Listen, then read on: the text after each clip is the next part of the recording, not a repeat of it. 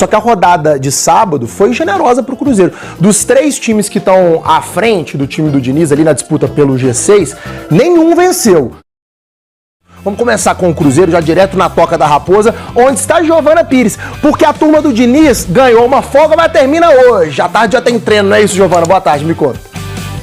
Treino à tarde, Maurício. Muito boa tarde para você, para todo mundo que acompanha a gente aqui no GE. É o seguinte, depois de 3 dias de folga, depois daquela derrota pro Fluminense na semana passada, o time volta às atividades aqui na Toca da Raposa 2, sob o comando do técnico Fernando Diniz, que ainda busca a primeira vitória no comando da equipe. São 3 jogos, 2 empates e uma derrota do treinador sob o comando do Cruzeiro. Esse período de pausa no futebol por conta da data FIFA vai ser importantíssimo para a equipe, justamente para poder ajustar essa casinha para que o técnico Fernando Diniz consiga retomar a equipe, até porque tem compromissos importantes. Vão ser cerca de 10 dias de atividades antes da partida contra o Bahia no dia 18, confronto direto ali na parte de cima da tabela, e na sequência já tem jogo contra o Lanús pela Sul-Americana, jogo de ida valendo vaga na final do torneio continental. Esse período de folga também vai ser importante para o Cruzeiro para recuperar atletas. O atacante Rafa Silva está com uma lesão no joelho, está se recuperando, já iniciou aquele período de transição física, está intercalando atividades no campo e também na fisioterapia, e a expectativa é que para o dia 18 contra o Bahia ele já esteja à disposição do treinador. Maurício.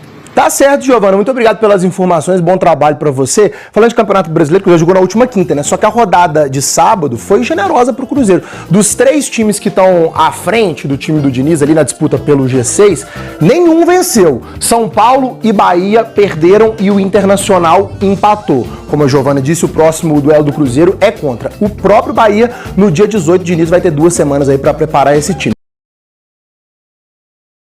Falar sobre o Cruzeiro e mais um atleta que pode não estar no elenco em 2025. Eu me refiro a Gabriel Veron. Durante o fim de semana, o Fábio Melo, que é o representante do atleta, revelou publicamente que vai trabalhar nos bastidores com o Porto para tentar a prorrogação do empréstimo atual. O vínculo se encerra em 31 de dezembro e a opção de compra é de 10 milhões de euros, que equivale a quase 60 milhões de reais. É aqui que vem a informação exclusiva. O Cruzeiro já decidiu que não comprará o Gabriel Veron. A menos que o Fábio Melo consiga esse reempréstimo por mais uma temporada, o Veron não fica no clube.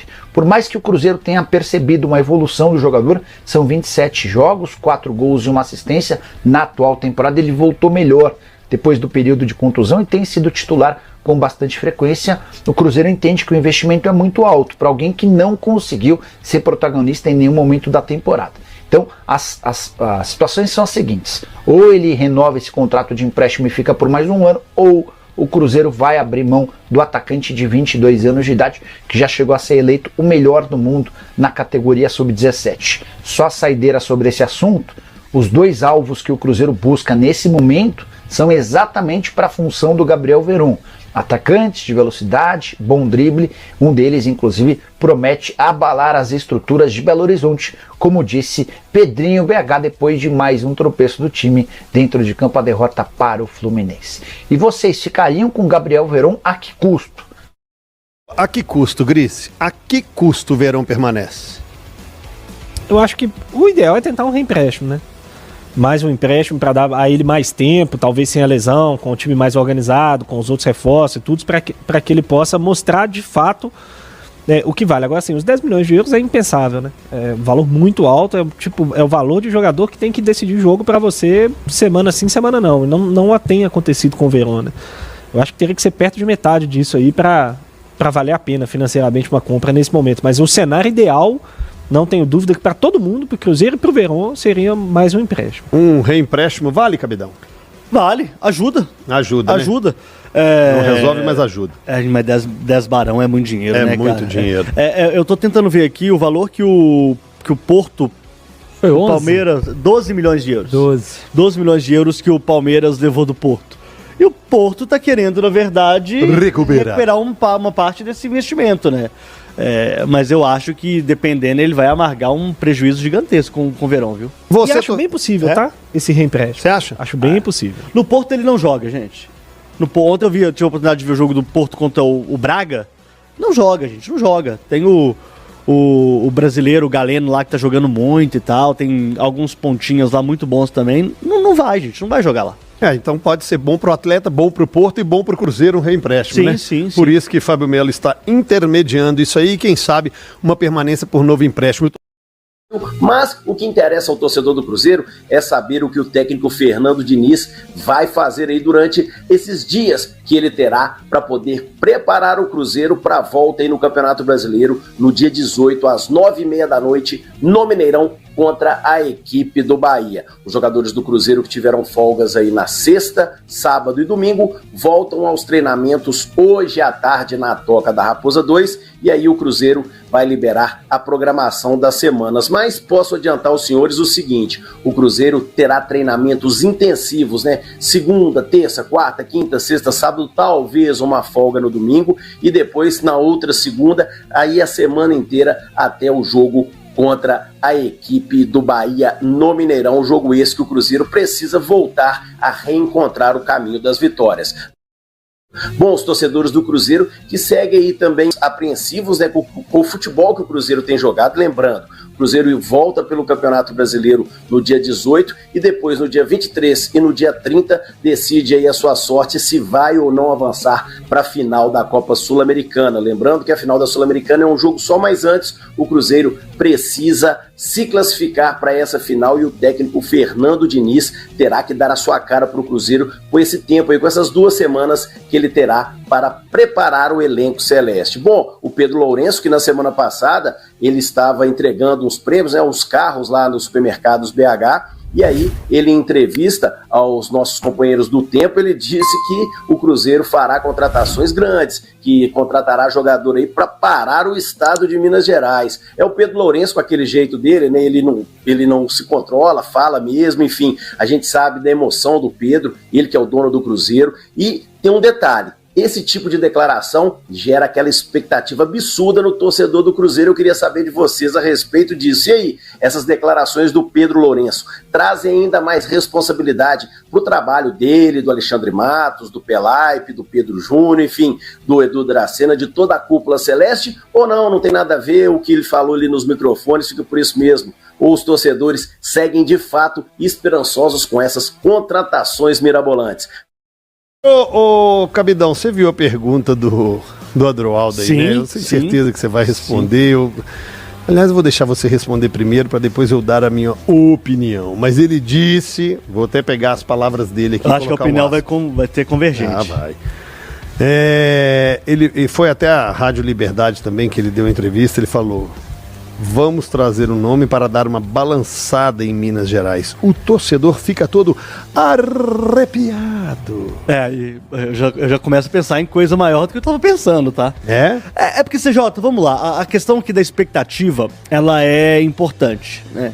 Neste momento, o Cruzeiro conduz essa situação de uma maneira até, de certa forma, pensada, eu acho. Porque, assim, o clube tá numa situação mais complicada ali no Campeonato Brasileiro, tem um desafio importante daqui a algumas semanas diante do Lanús, então, querendo ou não, quando você joga isso pro microfone, joga isso pra audiência, joga isso pros torcedores, sem dúvida nenhuma você já dá uma segurada na questão das críticas e tal. Então, pra mim, CJ, o Cruzeiro, sim, ele vai investir pesado, vai contratar grandes jogadores, mas ainda depende da situação da Libertadores, porque se o Cruzeiro não estiver na Libertadores, na minha opinião, tá? Ele pode querer muita gente, ele pode ter bala na agulha para trazer muita gente, mas a questão da Libertadores pode frear um pouquinho. Se não vai para Libertadores, os jogadores vão falar assim: gente, beleza, eu vou ganhar mais ou menos aqui e tal, pá, mas eu vou preferir um Palmeiras, vou preferir um Flamengo, vou preferir um próprio Atlético, que estarão na Libertadores na próxima temporada, né?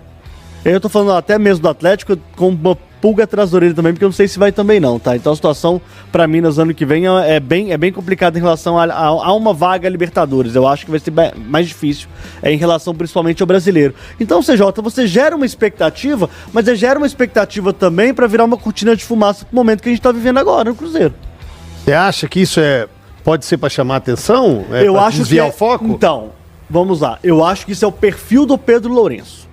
Ele fala e ele tem como fazer. Ok, mas o efeito colateral é a cortina de fumaça. Porque a gente está falando de uma semana de trabalho, do professor Fernando Diniz ganhando aí praticamente 2 semanas de trabalho. Uma situação que é raro no futebol brasileiro, você ter essas 2 semanas praticamente de trabalho.